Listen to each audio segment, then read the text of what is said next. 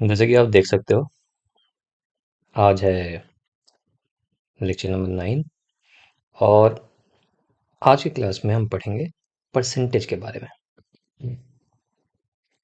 ये हम क्यों पढ़ रहे हैं? क्योंकि हमें ओवरऑल हमारा मेन मकसद नहीं भूलना है। मेन एम ये था डेटा हैंडलिंग सीखना। डेटा हैंडलिंग सीखना, ठीक है। इस डेटा हैंडलिंग को सीखने के लिए हमने समझा कि मैथ में अगर मुझे कुछ बनाना है तो ये ग्राफ की मदद से बनता है, इसलिए हमने ग्राफ सीखा। ग्राफ में हमने बहुत तरीके के ग्राफ देखे, सिंगल या पिक्टोरियल ग्राफ, पिक्टोरियल ग्राफ, ठीक। हमने देखा सिंगल बार ग्राफ, या सिंगल बार ग्राफ को सिर्फ बार ग्राफ भी बोलते हैं, ठीक। ओके जी। फिर हमने देखा डबल बार ग्राफ। क्यों ज़रूरत है, क्यों हमें डबल बार ग्राफ पढ़ना है, क्या ज़रूरतें हैं इसकी, ये सारी चीज़ें हमने देख रखी हैं। उसके बाद हमने देखा कि एक तरीके का और ग्राफ होता है जिसको हम बोलते हैं सर्कल ग्राफ, या इसी को बोलते हैं पाई चार्ट। अब ये हमने समझ लिया है जी, हमें समझ में ये अच्छी तरीके से आ गया है पिक्टोरियल ग्राफ। हमने सिंगल बार ग्राफ भी अच्छे से समझ लिया, हमने डबल बार ग्राफ भी अच्छे से समझ लिया।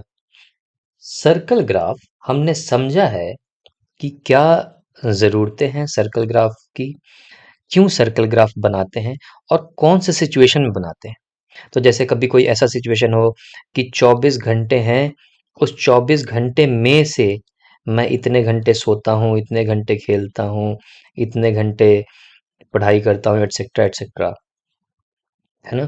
कोई भी एक चीज दी हुई है और उसका पार्ट बताया गया है, उसमें से इतना ये किया जाता है, इतना ये, इतना ये। तो इस तरीके के सिचुएशन में लोग प्रेफर करते हैं सर्कल ग्राफ बनाना। ऐसी बात नहीं है कि ये डबल बार ग्राफ और सिंगल बार ग्राफ से नहीं बनेगा, बनेगा, लेकिन लोग प्रेफर करते हैं सर्कल ग्राफ बनाना। और इसलिए हमें पता भी होना चाहिए कि सर्कल ग्राफ होता क्या है। कल को आप कंपनी में जॉब करेंगे, कल को आपकी नौकरी होगी, एंड वहां पे आपको पता होना चाहिए कि हाँ, ये क्या मतलब है इसका, ठीक है। अब जब सर्कल ग्राफ हम पढ़ रहे थे तो दो चीजें इसको बिल्कुल अच्छे से समझने के लिए कि कैसे बनाएं, वहां पे हम अटक गए थे कि कैसे बनाएं।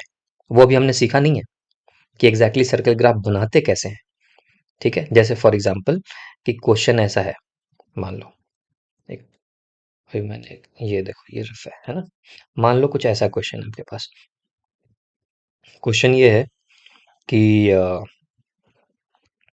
24 आवर्स का टाइम है, उसमें there is a boy called Rohan, okay. He sleeps for 8 hours, okay. He plays for let's say 4 hours, okay. He listen to music या म्यूजिक क्लास, मान लो 2 आवर्स। मैं बोलता हूँ ट्यूशन 4 आवर्स। कितना हो गया देखो, 8 4 12, तेरह 14, 14 और 4 18, 18 हो गया। देन मूवी, ठीक है। फॉर एग्जांपल मूवी 4 घंटे, एंड स्टडी कितना हो गया था, 18 4 22, 2 आवर्स, फॉर एग्जाम्पल, है ना। किसी बच्चे का ऐसा अगर शेड्यूल हो कि सिर्फ 2 ही घंटा पढ़ना पड़े तो ही इज़ वेरी हैप्पी, बोलेगा सर ये तो बहुत ही बढ़िया शेड्यूल बताया आपने, ओके।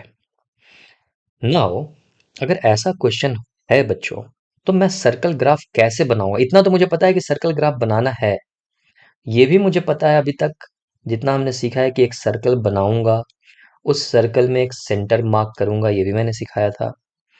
लेकिन अब मैं इसके अंदर जो बॉक्स बनाऊंगा, इसके अंदर कितनी डिग्री पे मैं ये बनाऊंगा जो कि मुझे ये बताए कि ये स्लीप है, कितने डिग्री पे मैं बताऊंगा जिसमें ये बताए कि यहाँ पे प्ले है, ठीक है, कितने डिग्री पे मैं बताऊंगा कि ये म्यूजिक है। इसको कैसे डिवाइड करूंगा? ये तो इतने इतने की जगह पे ये पतला भी हो सकता था ना, ऐसे भी हो सकता था स्लीप। यही चीज हमें सीखना था, ये चीज अभी हमने सीखा नहीं था, है ना। तो मुद्दा ये है मेरा, राइट। नो, ये रफ हटा देते हैं, देखो यहाँ पे आ जाते हैं। तो इसमें इसको सीखने के लिए, इस सर्कल ग्राफ को सीखने के लिए या पाई चार्ट को सीखने के लिए हमें दो चीज समझना पड़ा। एक, तो कि सर्कल के बारे में हमने पिछले क्लास में समझा कि सर्कल होता क्या है, उसमें जो डिग्री है वो 360 डिग्री होता है, और उसको कैसे बनाते हैं उसके अंदर, अगर मुझे अलग अलग डिग्रीज बनाना हो तो वो ये है। ये देखो, ये सारी चीजें हमने सीखी थी लेक्चर नंबर 8 में, कि अगर मेरे पास एक पूरा का पूरा मैं ऐसा सर्कल बना दूं, सॉरी, एक ऐसा अगर सर्कल है, ये पूरा का पूरा सर्कल है ना, बनाते हैं। पता नहीं कभी मुझे सीधा बनता ही नहीं है।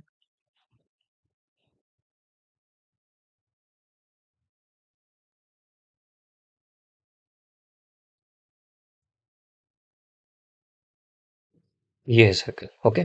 सर्कल का जी सेंटर यहाँ पे है। कल को मुझे कोई बोले कि इस सर्कल के अंदर मुझे 30 डिग्री का एक पार्ट बनाओ, है ना, तो मैं ऐसे जीरो पे लाइन खींचूंगा पहले, और फिर मैं देखूंगा कि 30 कहाँ पे है, ये यहाँ पे है, और इसको लेकर के मैं ज्वाइन कर दूंगा। और ये बिल्कुल अच्छे से हमने बहुत एग्जांपल्स ले लेकर के लेक्चर नंबर 8 में समझा है कि कैसे करते हैं। ये आप उसको देखो, समझ में आएगा। और मैं बोलूंगा कि ये जो एंगल बना है, ये 30 डिग्री बना है। या दूसरा तरीका था बोलने का कि ये जो पूरा का पूरा सर्कल है, ये एक तरीके से केक की तरह है। उस केक में से इतना हिस्सा अगर काट लिया जाए, तो इसका मतलब है कि 30 डिग्री काट लिया गया। वैसे ही कभी किसी ने बोल दिया 120 डिग्री बनाओ, बना देंगे। वैसे ही किसी ने बोला कि इसको चार पार्ट में काटो, 60, 90 डिग्री, 120 डिग्री, 90 डिग्री, तो भी मैं काट दूंगा। वो भी हमने पिछले क्लास में देखा, ठीक। तो ये हमने अच्छे से समझ लिया। इसको प्रैक्टिस करना आपको जरूरी है, ये आप एक बार अच्छे से समझना इस चीज को, ठीक है। Lecture number 8। नाउ, ये चीज समझने के बाद आज के क्लास में हम एक चीज समझेंगे जो कि बहुत इंपॉर्टेंट है, परसेंटेज। तो बच्चों, ये आज के क्लास में जब हम सीख जाएंगे, तो हम बिल्कुल तैयार हो जाएंगे अपना सर्कल ग्राफ और पाई चार्ट समझने के लिए, और बहुत आसान हो जाएगा। तुम्हें लगेगा कि अच्छा यही था सर्कल ग्राफ, इतना ही काम करना था, तो बहुत आसान है, ठीक है। इसलिए जो आज का लेक्चर है हमारा, वो है परसेंटेज। आओ परसेंटेज के बारे में समझते हैं। परसेंटेज, ठीक है। देखो बच्चों, परसेंटेज जो है ना, ये दो चीजों से मिलकर बना हुआ है। पर सेंट, सेंट का मतलब होता है 100, ठीक। तो जैसे हम बोलते हैं ना परसेंट, परसेंट मतलब पर 100। तो जैसे मैं बोलूंगा कि वन स्टूडेंट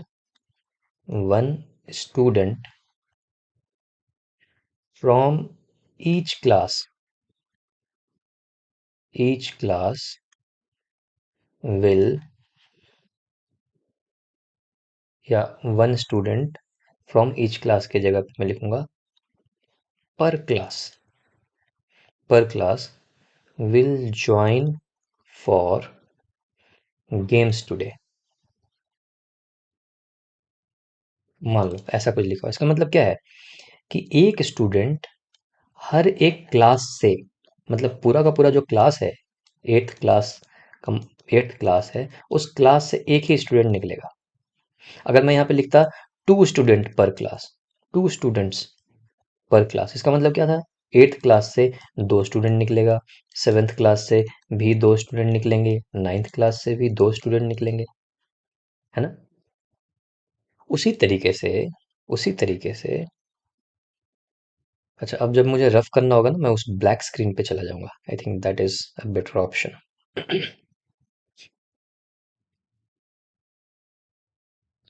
सो इसी तरीके से बच्चों, जैसे ही लिखा हुआ है परसेंट, परसेंट का मतलब होता है, सेंट का मतलब तो 100, मतलब 100 में से। तो अगर मैं लिख दूं, कहीं पे ऐसा लिखा हुआ है, देखो, 2%, और परसेंट का जो सिंबल होता है ना, वो ऐसे होता है। जैसे मैं बोलता हूँ ना, प्लस, प्लस का सिंबल ये, माइनस का सिंबल ये, मल्टीप्लिकेशन का सिंबल ये, उसी तरीके से परसेंटेज का सिंबल ये होता है, राइट। अब मैं बोलूंगा 2%, इसका मतलब पता है क्या होगा? इसका मतलब है कि 2 आउट ऑफ 100। सिंपल। ओके। अगर मैंने बोल दिया 50%, इसका क्या मतलब हुआ? इसका मतलब हुआ 50 आउट ऑफ 100। ठीक। लेकिन अगर कहीं ऐसी बात, सिर्फ अगर 50% लिखा हुआ है, तब तो मतलब ये हुआ कि 50 आउट ऑफ 100 परसेंट, है ना। लेकिन कहीं कहीं पे लिख दिया जाता है, ऐसे लिखा हुआ रहता है, 50% ऑफ, ऑफ मान लो 400। इसका क्या मतलब हुआ? 50% ऑफ 400। हम बोलते हैं ना, हमने 50% केक खा लिया। इसका मतलब जो पूरा का पूरा था उसका आधा। कैसे पता चला?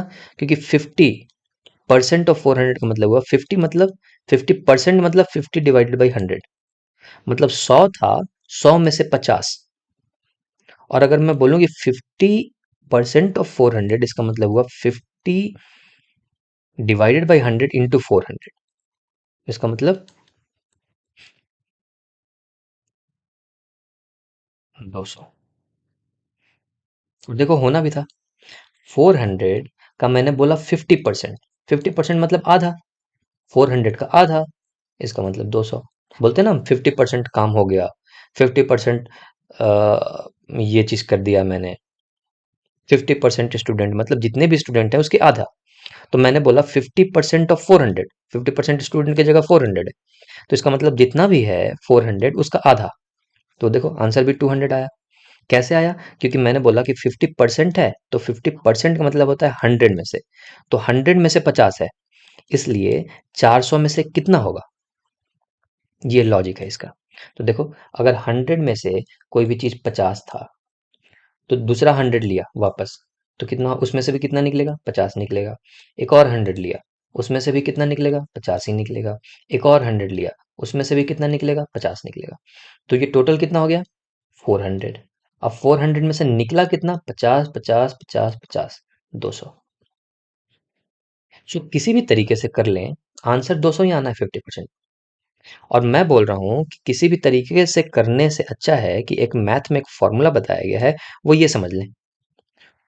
फॉर्मूला ये है कि जो भी परसेंटेज दिया हुआ है, जैसे फॉर एग्जांपल 10%,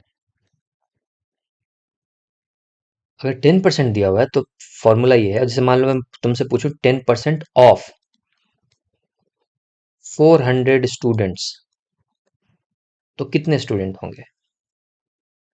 अगर ये क्वेश्चन हो तो तो फॉर्मूला लगा देते हैं पहले तो। 10% बोला मतलब 10 डिवाइडेड बाई 100, 100 में से 10। ओके, इसलिए 400 में से कितना? तो यही आंसर हो गया। 400 में से कितना के लिए 400 मल्टीप्लाई कर दिए, ये कट गया, कितना हो गया? 40। अगर दूसरे तरीके से देखें तो तो देख लेते हैं। 100 में से कितना निकलना चाहिए था? 10। इसलिए दूसरा 100 भी लिए तो उसमें से भी कितना निकलता? 10। एक और 100 लेते तो उसमें से कितना निकलता? 10। एक और 100 लेते तो उसमें से कितना निकलता? 10। तो टोटल मैंने जब 400 लिया, देखो, 100, 100, 100, 100, 400 लिया, उसमें से कितना निकलेगा? 10, 10, 10, 10, 40। और देखो, फॉर्मूले से भी वही आया, 40। सो इसलिए परसेंटेज का जो फॉर्मूला होता है वो ये होता है, जहां भी परसेंटेज दिया हुआ है, अगर कुछ भी नहीं दिया हुआ है, सिर्फ ऐसे लिखा हुआ है, सिर्फ अगर ये लिखा हुआ है, oh, there is no slide after this, just a minute,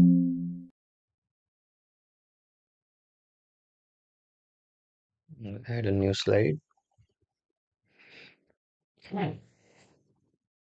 सो मैं ये बोल रहा हूँ बच्चों कि अगर ऐसे लिखा हुआ है, सिर्फ सिर्फ लिखा हुआ है 5%, तो अगर कुछ भी नहीं दिया हुआ, इसका मतलब आपको समझना है कि जो कुछ भी है वो 100 है, और 100 में से 5, 100 में से कोई चीज है जो कि 5 है।